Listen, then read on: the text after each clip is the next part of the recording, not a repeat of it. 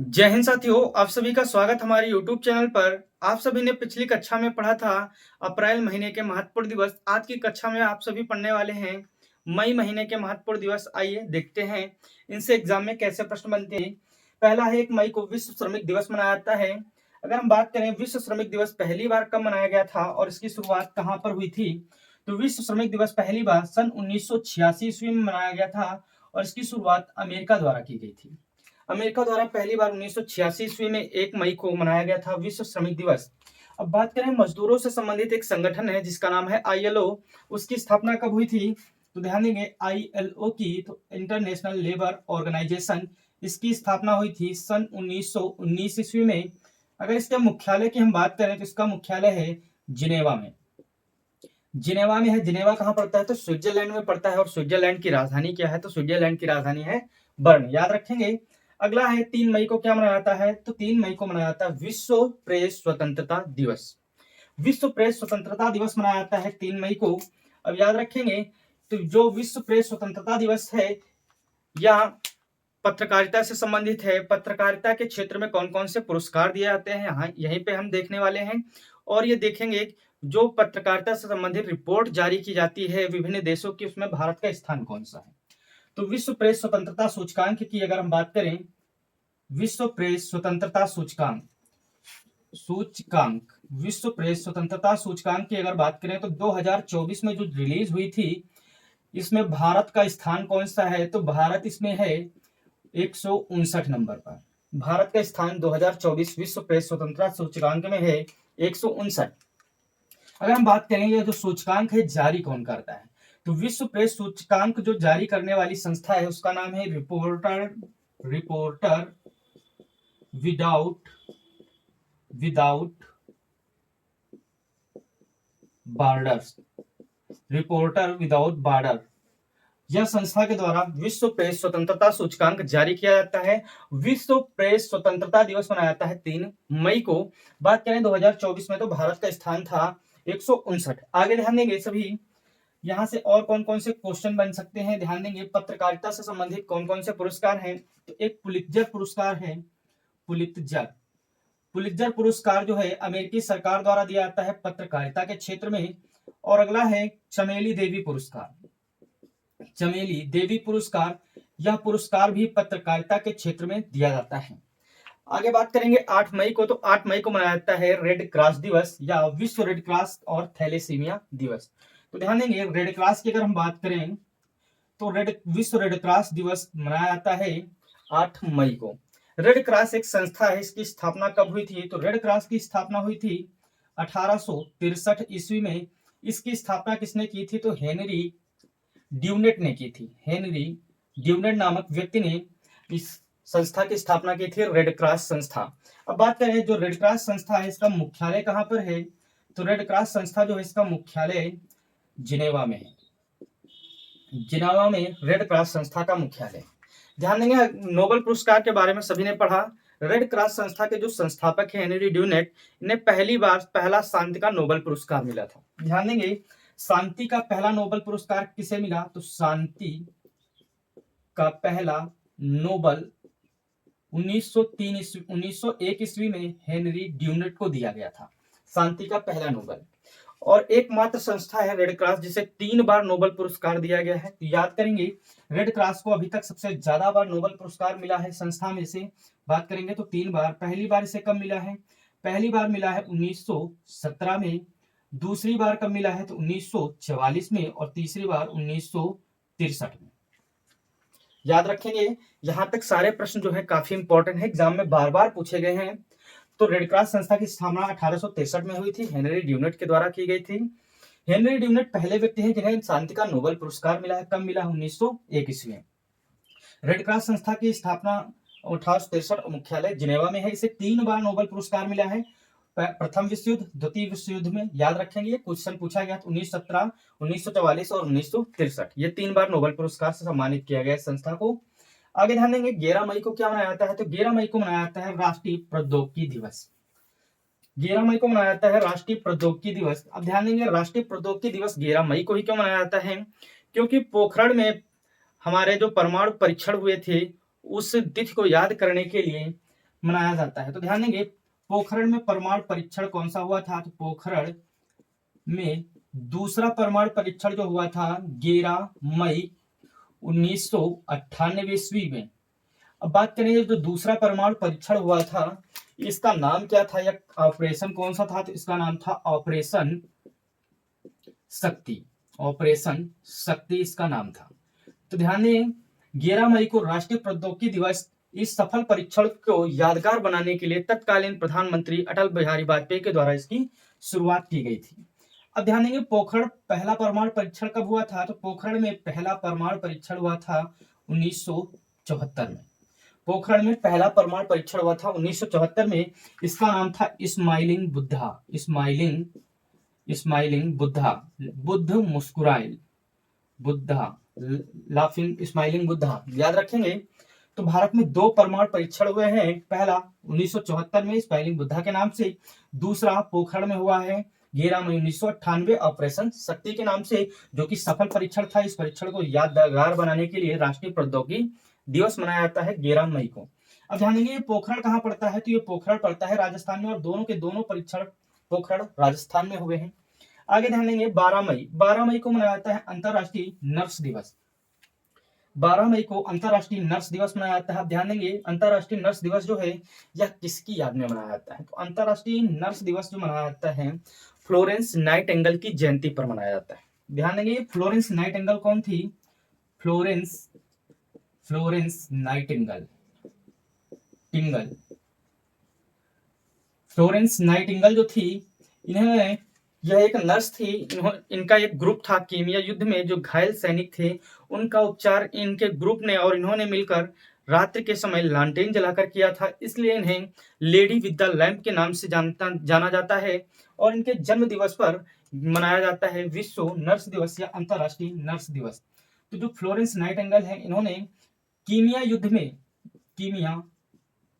युद्ध में घायल सैनिकों का उपचार किया था, इस वजह से इन्हें लेडी विद द लैंप के नाम से जाना जाता है। लेडी विद द लैंप के नाम से जाना जाता है। और बात करें फ्लोरेंस नाइटिंगेल के नाम से भारत में किसे जाना जाता है, तो भारत की नाइटिंगेल ऑफ इंडिया कहा जाता है सरोजिनी नायडू को, और लेडी विद द लैंप के नाम से फ्लोरेंस नाइटिंगेल को जाना जाता है, जिनके जन्म दिवस पर 12 मई को अंतरराष्ट्रीय नर्स दिवस मनाया जाता है। इन्होंने कीमिया युद्ध में घायल सैनिकों का उपचार किया था लैंप जलाकर, इसलिए इन्हें लेडी विद द लैंप की उपाधि दी गई थी। आगे ध्यान देंगे 18 मई को क्या मनाया जाता है, तो 18 मई को मनाया जाता है विश्व संग्रहालय दिवस। अब यहाँ पे कई सारे इंपॉर्टेंट फैक्ट हैं जो एग्जाम में बहुत बार स्टैटिक जीके से पूछे गए हैं, तो यहीं पे लिखेंगे। ध्यान देंगे सलार जंग संग्रहालय कहाँ पर है, सलार जंग संग्रहालय यह कहां पर है, तो यह है हैदराबाद में। सलार जंग संग्रहालय हैदराबाद में है। अगला जो है राष्ट्रीय संग्रहालय कहां पर है, तो राष्ट्रीय संग्रहालय यह है नई दिल्ली में। अगर यहीं पे हम बात करें भारतीय संग्रहालय कहां पर है, तो भारतीय संग्रहालय है कोलकाता में स्थित है भारतीय संग्रहालय, याद रखेंगे। अगला जो हमारा फैक्ट बनेगा अल्बर्ट म्यूजियम कहां पर है, यह रेलवे के एग्जाम में कई बार पूछा गया है। अल्बर्ट म्यूजियम या अल्बर्ट संग्रहालय कहां पर है, तो अल्बर्ट संग्रहालय जो है यह जयपुर में स्थित है, राजस्थान के जयपुर में स्थित है। यहीं पे ध्यान देंगे रेल संग्रहालय कहां पर है, तो रेल संग्रहालय नई दिल्ली में स्थित है। इस प्रकार से सारे संग्रहालय याद रखेंगे, सारे एग्जाम में काफी बार पूछे गए हैं और रिपीटेड भी हुए। यहाँ पे एक देखेंगे और Prince of Wales Museum, Prince of the Wales Museum, यह कहां पर है, तो यह म्यूजियम है मुंबई में।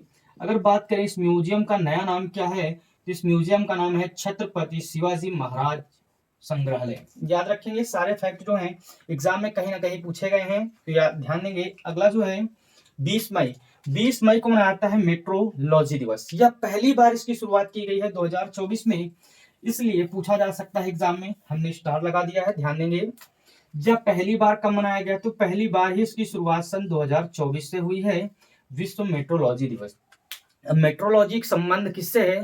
तो मेट्रोलॉजी का संबंध है मापन पद्धति से। तो यहाँ पे थोड़ा सा ध्यान देंगे, मापन की कई सारी पद्धतियां हैं जो कि हम लोग वर्तमान में पढ़ रहे हैं। एसआई पद्धति, एसआई पद्धति जो है इसकी शुरुआत कब हुई थी? एसआई पद्धति को अपनाया गया था सन 1960 ईस्वी में।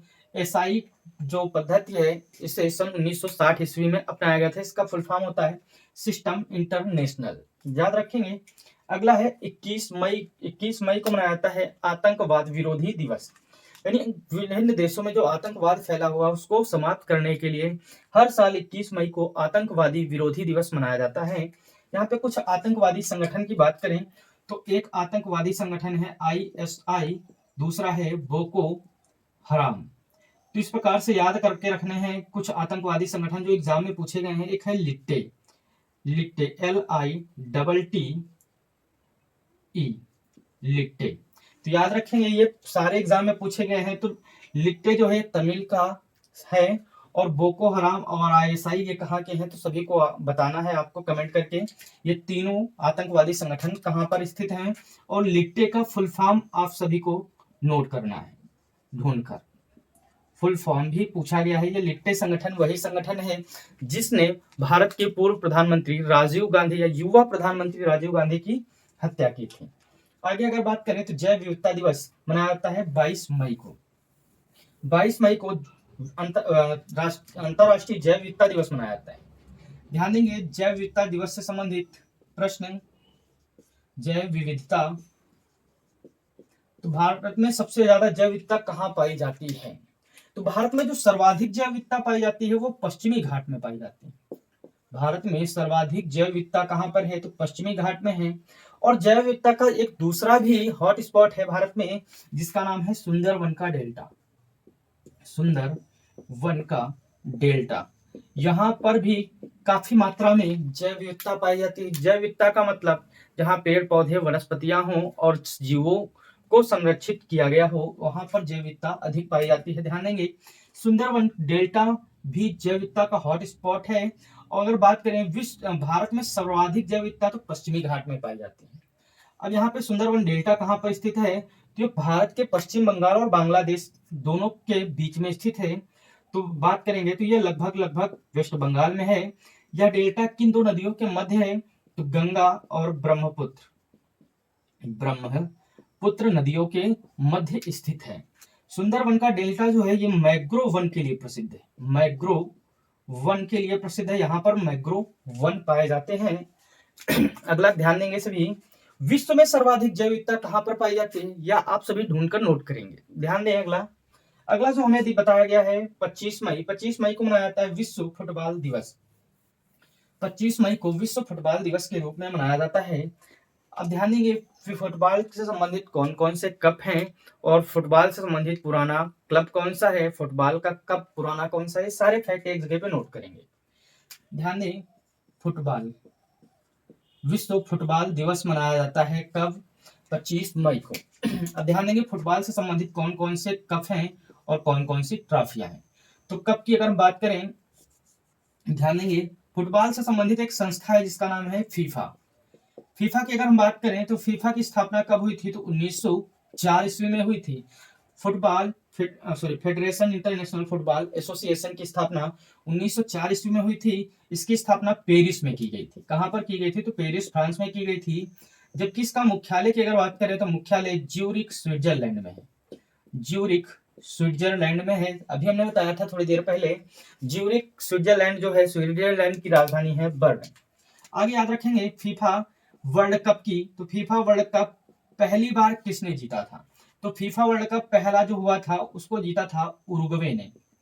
पहला फीफा वर्ल्ड कप उरुग्वे द्वारा जीता गया था। उरुग्वे ने हराया था किसको? तो हराया था यहां पर किसको?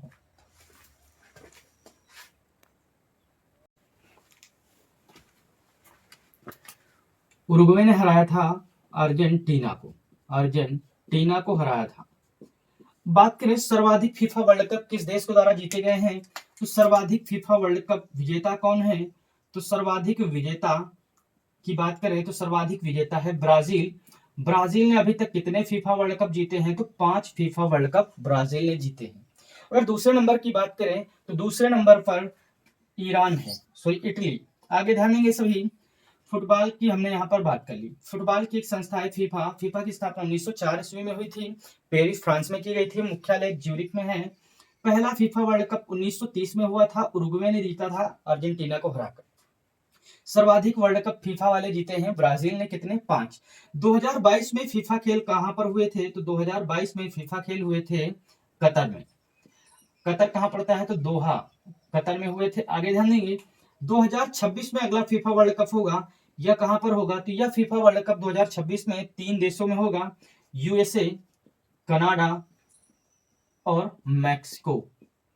मैक्सिको, ये 3 देशों में यह फीफा वर्ल्ड कप खेला जाएगा। अब यहीं पे बात करेंगे फुटबॉल का सबसे पुराना कप या पुरानी ट्रॉफी कौन सी है? तो फुटबॉल का सबसे पुराना कप है डूरंड कप। फुटबॉल का सबसे पुराना कप है डूरंड कप। फुटबॉल का सबसे पुराना कप डूरंड कप। और बात करें यहाँ पे कई सारे कपों की, तो यहाँ पे लिखेंगे Rovers Cup, Rovers Cup, Subroto Cup, Subroto Cup, Santosh Trophy, Santosh Trophy. ये सभी फुटबॉल से संबंधित हैं, याद रखेंगे। डूरंड कप विश्व फुटबॉल का सबसे पुराना कप है और Durand Cup, Rovers Cup, Subroto Cup, Santosh Trophy, ये सभी फुटबॉल खेल से संबंधित हैं। अब यहाँ पे बात करेंगे फुटबॉल क्लब की, तो विश्व का सबसे पुराना फुटबॉल क्लब कौन सा है? तो विश्व का जो सबसे पुराना फुटबॉल क्लब है उसका नाम है शेफील्ड। यह शेफील्ड फुटबॉल क्लब कहाँ पर है? तो यह है ब्रिटेन यानी इंग्लैंड में। यहीं पे अगर हम बात करें भारत का सबसे पुराना फुटबॉल क्लब कौन सा है, तो भारत का जो सबसे पुराना फुटबॉल क्लब है इसका नाम है मोहन बागान। मोहन बागान, ये कहां पर है? तो यह है कोलकाता में। तो ये सारे फैक्ट एग्जाम में कहीं ना कहीं पूछे गए हैं, तो इनको एक साथ में अच्छे से नोट्स बना के लिखिएगा। आइए अगले दिवस की तरफ चलते हैं। अगला दिवस कौन सा है? अगला है हमारे पास 30 मई। 30 मई को क्या मनाया जाता है? तो 30 मई को मनाया जाता है विश्व आलू दिवस। इसकी शुरुआत भी अभी की गई हाल ही में 2024 में, इसलिए क्वेश्चन इंपॉर्टेंट बनेगा। तो 2 याद रखेंगे, 2024 में 20 मई को मेट्रोलॉजी दिवस की शुरुआत की गई है और 2024 में ही 30 मई को पहला आलू दिवस मनाया गया है। अब आलू से संबंधित कुछ फैक्ट देख लेते हैं। आलू से संबंधित कुछ फैक्ट ध्यान देंगे। भारत में आलू कौन लेकर आया था? चलो पहले ध्यान देंगे कि आलू की उत्पत्ति किस देश में हुई थी या किस महाद्वीप में हुई थी। तो ध्यान दें, आलू की जो उत्पत्ति की अगर बात की जाए तो आलू की उत्पत्ति कहां पर हुई थी? तो आलू की उत्पत्ति हुई थी दक्षिण अमेरिका महाद्वीप में। दक्षिणी अमेरिका महाद्वीप में आलू की उत्पत्ति हुई थी। पेरू और बोलीविया के पठार पर, कह सकते हैं एंडीज पर्वत माला पर आलू की उत्पत्ति हुई थी, यानी आलू की खेती पहली बार यहीं पे की गई थी। अगर हम विश्व में बात करें आलू का उत्पादन सबसे ज्यादा कौन करता है, तो विश्व में आलू का उत्पादन करता है सर्वाधिक चीन। और यहीं पे अगर बात करें भारत में सर्वाधिक उत्पादन कौन करता है, तो उत्तर प्रदेश। भारत में आलू का उत्पादन सर्वाधिक करता है उत्तर प्रदेश। आलू की अगर हम बात करें तो आलू भारत में कौन लेकर आया था, तो भारत में आलू लाने का श्रेय जाता है पुर्तगालियों को। पुर्तगाली जब भारत में आए थे तो उन्हीं के द्वारा भारत में आलू लाई गई थी। आलू कैसा है? आलू का कौन सा भाग खाया जाता है? साइंस का प्रश्न है। तो आलू का किस भाग में होता है? तो तने में होता है, तना वाला भाग खाया जाता है। अब आलू का जो रंग हरा हो जाता है ये किसके कारण हो जाता है? तो सोलेनिन नामक तत्व के कारण आलू का रंग हरा हो जाता है। जिस प्रकार से पूछा जाता है कि प्याज में गंधक क्यों होती है, लहसुन में गंधक क्यों होती है, उसी प्रकार से जो आलू का रंग हरा होता है क्यों होता है? तो सोलेनिन के कारण होता है। या हल्दी का रंग पीला क्यों होता है? तो कुरकुमिन के कारण होता है। इस प्रकार से आलू से संबंधित सारे फैक्ट। आलू का खाने योग्य भाग तना आलू की उत्पत्ति दक्षिण अमेरिका के एंडीज पर्वतमाला या पेरू देश में हुई थी। विश्व में सर्वाधिक आलू का उत्पादन चाइना करता है, भारत में उत्तर प्रदेश करता है। भारत में आलू लाने का श्रेय पुर्तगालियों को जाता है। आलू का जो हरा रंग होता है सोलेनिन के कारण होता है। ठीक है, यहां तक आपको सारे फैक्ट समझ में आए। अगला ध्यान देंगे 31 मई। 31 मई को क्या मनाया जाता है? तो 31 मई को मनाया जाता है तंबाकू निषेध दिवस। 31 मई ये इस दिन मनाया जाता है तंबाकू निषेध दिवस। तंबाकू निषेध दिवस। अब ध्यान देंगे तंबाकू जो नशीला पदार्थ है इसमें पाया जाने वाला तत्व कौन सा है? या नशीला पदार्थ निकोटीन है। याद रखेंगे तंबाकू में कौन सा विषैला पदार्थ पाया जाता है या नशीला पदार्थ पाया जाता है, तो निकोटीन पाया जाता है। ध्यान देंगे तंबाकू भारत में कौन लेकर आया था, तो तंबाकू भी लाने का श्रेय जो जाता है ये पुर्तगालियों को जाता है। पुर्तगालियों के द्वारा ही भारत में तंबाकू लाई गई थी। यह फैक्ट याद रखेंगे, पुर्तगाली जब भारत में आए थे तो वही पहली बार तंबाकू भारत में लेकर आए थे। अब सभी के लिए होमवर्क रहेगा, तंबाकू की जो खेती होती है उसकी मिट्टी में किस तत्व की अधिकता पाई जाती है। यहाँ तक सारे फैक्ट आप सभी को समझ में आए। एक फैक्ट याद रखेंगे, और जैव विविधता अधिनियम कब आया था, तो जैव विविधता अधिनियम आया था सन 2002 में, और यह लागू हुआ था पूर्णतः 2003 में। यह फैक्ट छूट गया था तो यहीं पे याद रखेंगे, जैव विविधता अधिनियम 2002 में आया था और 2003 में पूर्णतः लागू हुआ था। तो यह क्लास आपको कैसी लगी? अच्छी लगी हो तो लाइक, सब्सक्राइब और शेयर करें। धन्यवाद।